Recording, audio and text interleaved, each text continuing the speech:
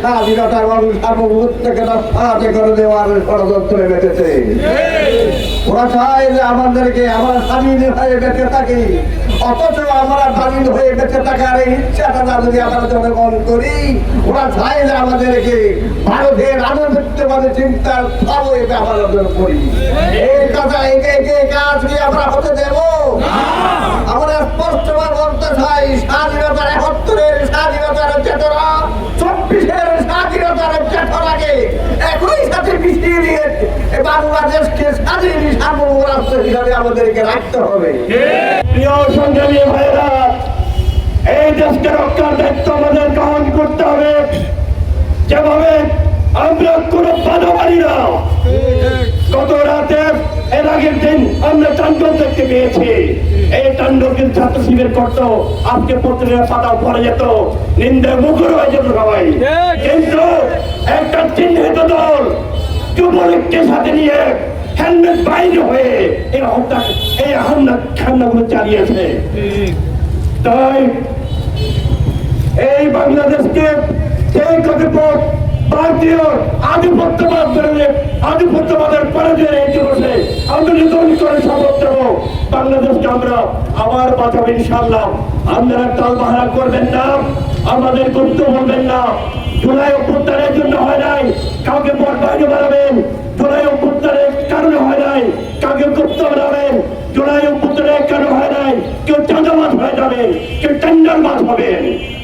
BNP ক্ষমতা পাওয়ার পর সংসদ সদস্য হিসেবে শপথ নিয়েছে আমরা জানি, কিন্তু সংস্কার পরিষদের সদস্য হিসেবে তারা শপথ গ্রহণ করে নাই।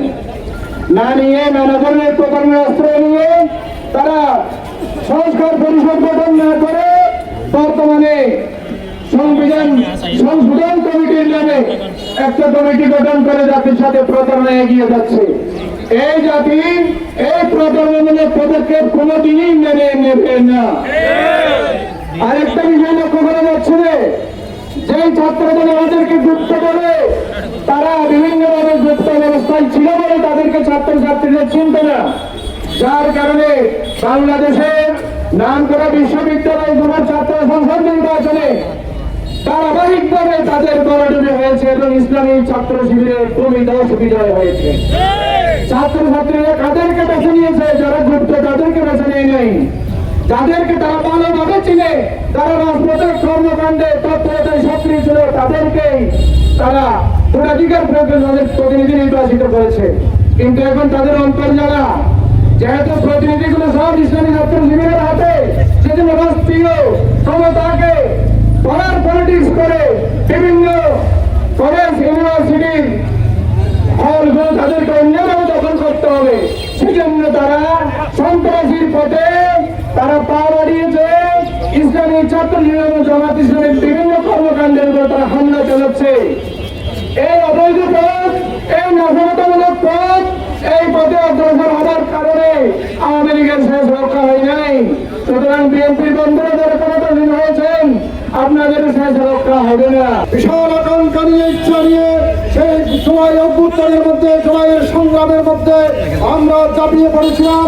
আমাদের সন্তানদেরকে এই জুলাই আন্দোলনের মধ্যে বের করে দিয়েছিলাম, যাতে স্বৈরাচার ব্রিটিশ সরকার এদেশ থেকে বিদায় হয়ে একটি বৈষম্যবিহীন এবং কোটাবিহীন একটি দেশ আমরা এই বাংলাদেশকে গড়ে তুলতে পারি।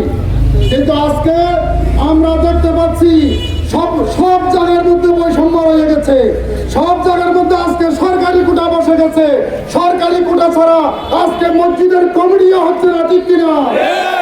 শুধু মসজিদ নয়, প্রতিটি রন্ধ্রে রন্ধ্রে জায়গায় জায়গায় আজকে সরকারি কোটা বসে গেছে। সরকারি দল ছাড়া কারো কোনো স্থান নেই।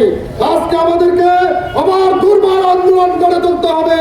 এই সমস্ত বৈষম্য এবং কোটা বিরোধী আন্দোলন আবার আমাদেরকে চাপিয়ে পড়তে হবে। আজকের এই দিন প্রতি স্বাধীনার পালানোর দিন।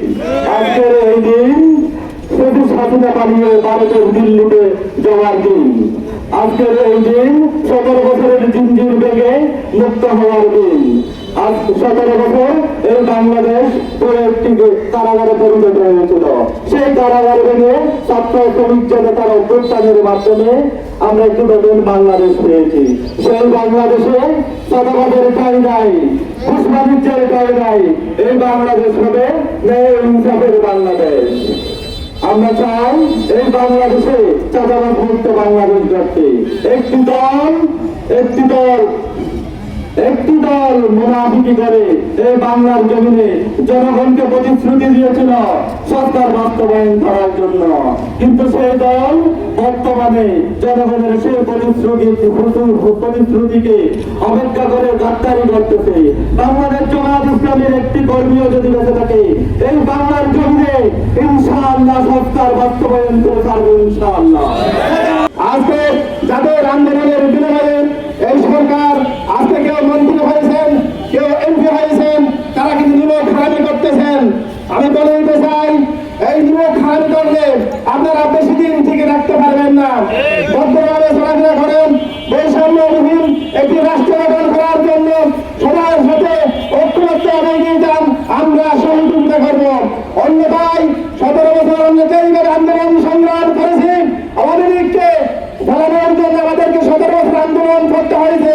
আপনাদেরকে এই বাংলাদেশ থেকে বিতাড়িত করার জন্য আমাদের 6 মাস আন্দোলন করা লাগবে না। 50% ভোট নিয়ে মেরিপুরের মাধ্যমে সরকার গঠন করেছে এবং 70% জনগণের নাইকে তারা লাঠি মেরে ক্ষমতা দেখেছে।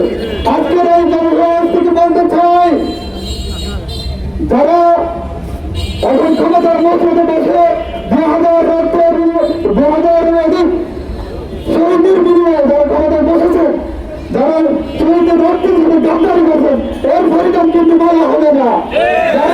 যে ছাত্রদল ছাত্রলীগ কর্তৃক মায়ের কেয়ার ছাত্রলীগ তাদেরকে কি সহযোগিতা করতো, সেই ছাত্রদল 50,000কে ছাত্র সমাজের তাদেরকে মহাত করে এর পরিণাম খুব খারাপভাবে বাংলাদেশের জনগণ দিয়ে দেওয়ার জন্য প্রস্তুত আছে। সুতরাং সাবধান হন, জুলাই সনদ বাস্তবায়ন করেন। বাংলাদেশের জনগণের সাথে প্রতারণার খারাপ ফল খুব বেশি খারাপ পাবে, ব্যাগ পাবেন ইনশাআল্লাহ। সবাইকে ধন্যবাদ।